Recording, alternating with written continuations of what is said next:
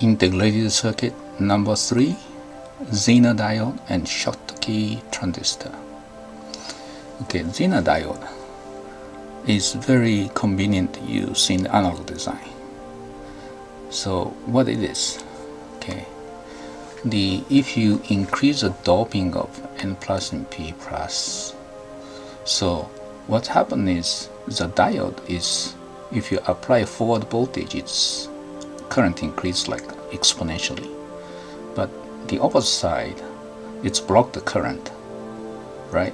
But some point at a very high voltage, it's breakdown, and this breakdown is the often irreversible breakdown.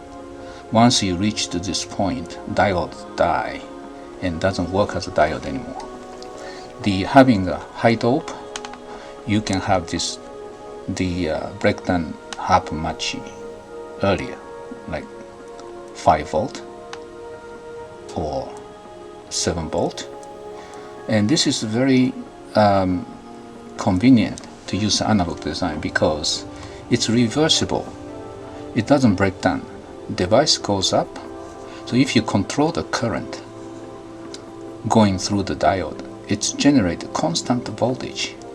So it's a very nice constant voltage generator. Okay, so Zener Diode the use is typically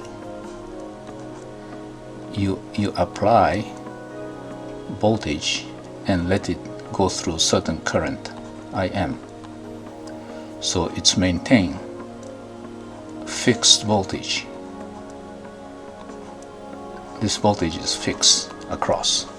So as long as you use with a current source, this voltage stop here, and this is the voltage, fixed voltage, and even current increase or decrease within certain range, it stay as a voltage. This is a constant voltage generator. This is very convenient device in analog design. Okay. The Schottky transistor is we have a very low VBE diode attached to this. So what's happened is when this VCE gets small, it's getting into the saturation area. Remember, it goes this saturation area. Once the transistor gets into saturation area, its recovery is extremely slow, and this was a problem with the TTL logic. So they add a Schottky diode to it. What's happened is this VVE is much smaller than this VVE. So this is a VVE here, and it stops here. It doesn't go saturate all the way. It stop here and it switch back. So switching speed greatly enhanced. So it's going to be much faster speed as TTL, Schottky TTL.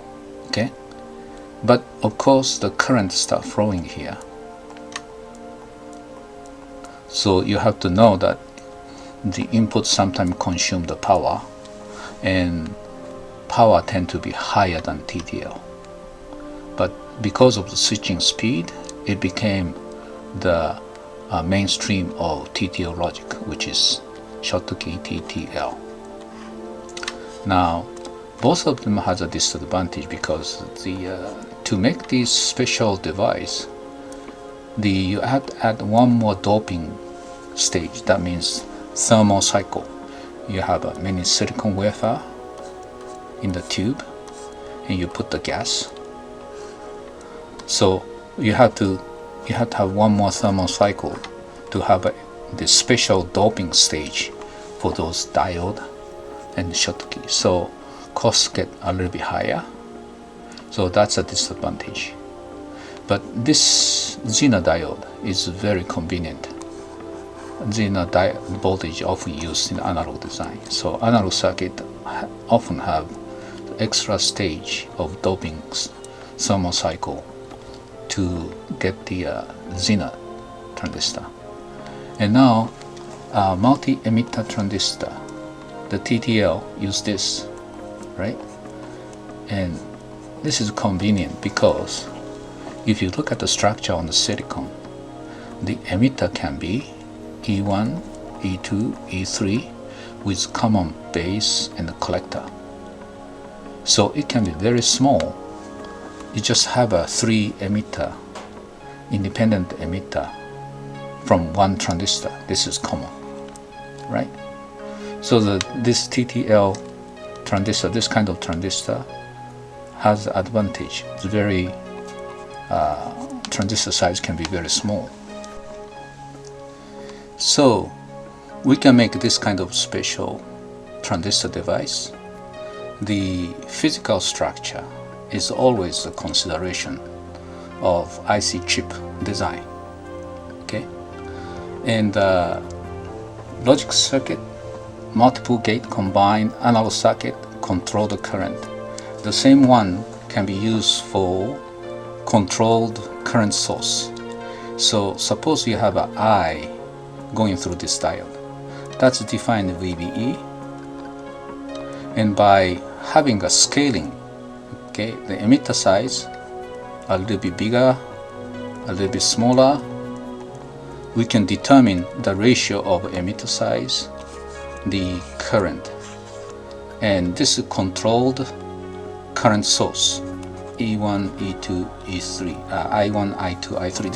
This is used often because you want to have a multiple current source and you want to define the amount of current among them controlled, say n times, m times, and this can be done by just one transistor here. Okay, so multi-emitter, I'm sorry, this is not that, this is a different structure. This is the emitter's size is different, but base is common, and collector has to be separated, each one. Okay, so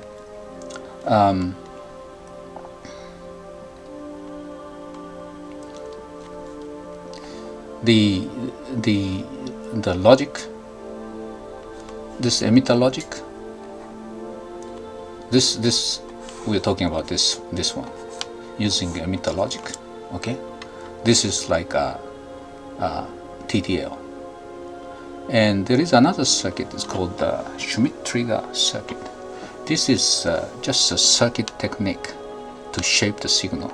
Suppose you have some kind of signal, you want to shape it at like this, and when it's reached a certain voltage, goes up, the certain voltage goes down, and this is used for the sampling circuit and also digital circuit, some of digital circuit. So what's happened is the inside the circuit there are many ways to make it. This is a circuit technique. It's not the special device or anything. The positive feedback. So the input is suddenly goes up straight, and high to low, low to high, it's become like very clean wave shape, right? So the sampling technique, analog and logic, the reshaping the logic signal, this kind of circuit is used. It's called the Schmitt trigger circuit. It's basically we have a positive feedback in the circuit itself, the operational amplifier, and also logic design, logic gate. Okay, so that's another special type of circuit. It's not really device, but it's a circuit technique. Okay, so the next video we are going to get into the analog circuit design. You will learn all the basic of how to learn designing analog circuit, and later we get into the digital circuit design. Okay, so if you like this video, hit subscribe.